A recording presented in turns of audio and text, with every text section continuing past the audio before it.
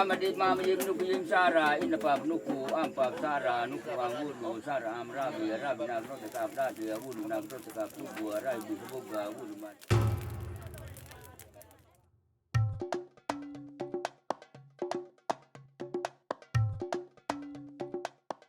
Kami di Sumba ini Bapak masih kental dan kepercayaan merapu terhadap Tuhan yang Maha Kuasa. Kata merapu itu bukan suatu benda, itu nama pencipta, Pak. Nama yang Maha Kuasa. Kita sebagai orang Sumba tidak mau sebut nama dengan sia-sia kepada pencipta. Merapu bilang, amawulu amarawi. Amawulu amarawi itu yang Maha Kuasa.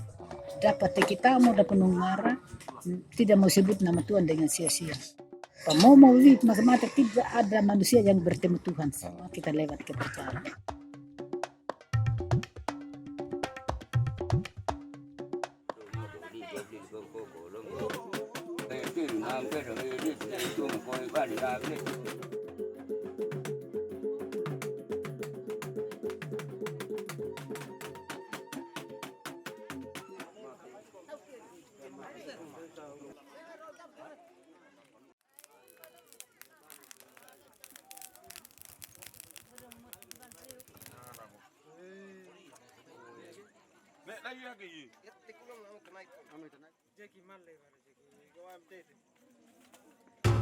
Untuk Tuhan itu sudah ada memang dia punya bahasa budayanya.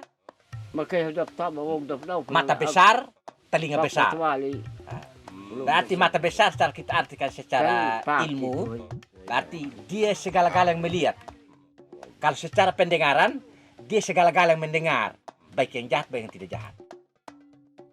Pulau Sumba di Nusa Tenggara Timur memiliki satu sistem kepercayaan atau agama lokal yang disebut Marapu. Kepercayaan ini dianut puluhan ribu orang di Sumba. Dalam bahasa Sumba, Marapu berarti arwah-arwah leluhur yang menjadi perantara dalam proses menyembah Tuhan. Kayaknya agama ini agama wahyu. Segala sesuatu itu diwahyukan oleh Yang Maha Kuasa, dan kita yang ada memohonkan inspirasi atau petua-petua jawaban itu melalui Marapu. Di Marapu dalam konteks ini adalah satu, leluhur yang sudah suci, sudah ada di wilayah Marapu, wilayah yang suci, wilayah rahasia, sehingga dia boleh berbicara dengan Yang Maha Kuasa, boleh mendengar dan menyampaikan semua permohonan kita.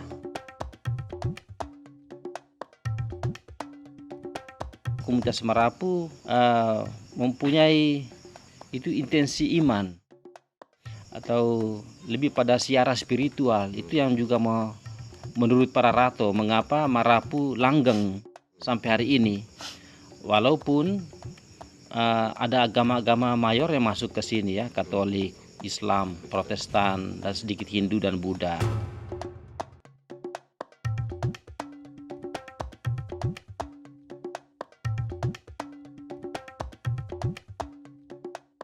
Rumah adat mereka punya 3 bagian utama.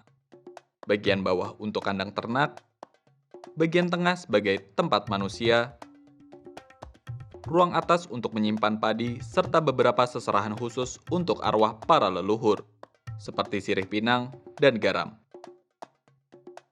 Kalau di atas pasti ada nasi kerbau, nasi rumah, padi kerbau toh.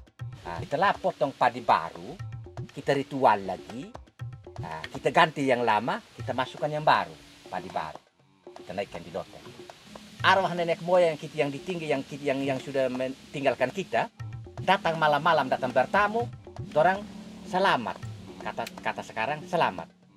Tapi kalau ketika di atas tidak ada padi, tidak ada garam, tidak ada sirih pinang, mereka akan pulang, mereka akan bernaung lagi di tempat yang lain. Tapi ketika mereka bertamu, yang menjawab duluan, tadi padi yang kita simpan, garam, sirih pinang, kita usaha sawah, dia hasil, itu kita tahu di situ. Berarti arwah itu bisa mendukung kita dalam usaha. Penganut Marapu punya 2 ritual besar, yakni Wulapodu dan Pasola. Ulapodu adalah bulan suci bagi penganut Marapu. Mereka itu memberikan kontribusi yang besar bagi bangsa ini, bagi daerah ini.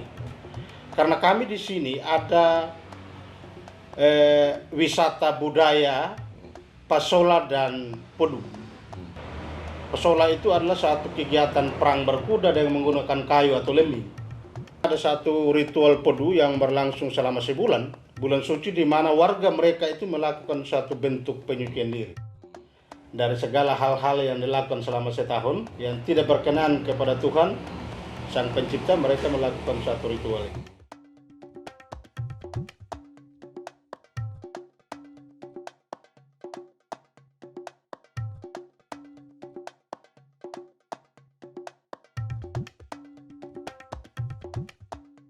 Saat ini, populasi penganut Marapu itu tak sampai 10% dari total jumlah penduduk Pulau Sumba.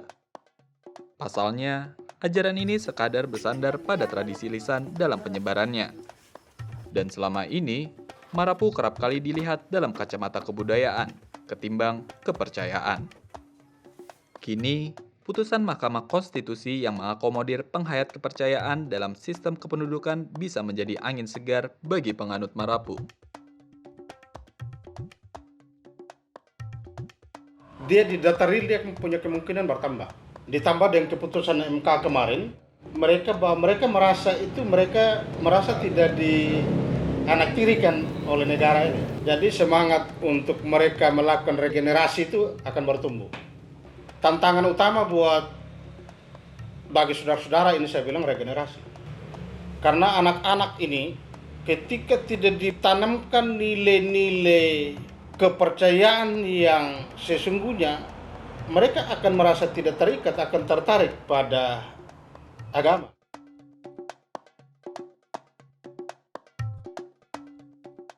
Di komunitas ini mulai membantu juga mencatat. Menurut saya suatu hari akan ada generasi yang mau mempelajari jalan ini, mungkin tidak sebagai agama, tapi sebagai filsafat untuk pengelolaan hidup dan lain-lain. Jadi sebagai satu ajaran, dia mungkin satu hari akan diajarkan. Ternyata ada banyak sekali kearifan-kearifan universal yang bisa berdialog di situ, dan disitulah kita sama. Di situ orang bisa membangun hidup yang lebih rukun dan adil, tanpa harus ngomong bahwa kamu Katolik, Protestan, Islam, dan seterusnya. Dan justru kami belajar dari orang Marapu, bagaimana mereka sangat terbuka pada agama-agama lain di sini.